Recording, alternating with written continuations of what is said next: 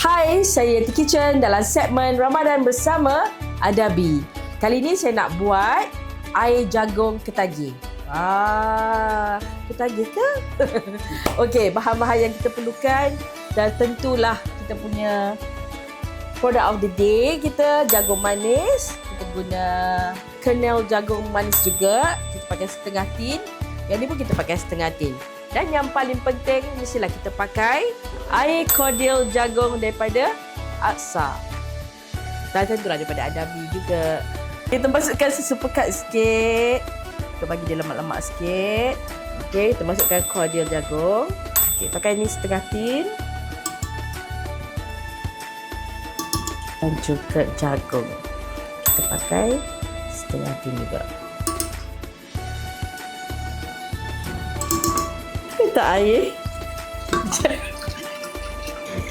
Okey, masukkan susu cair. Okey, masukkan ais.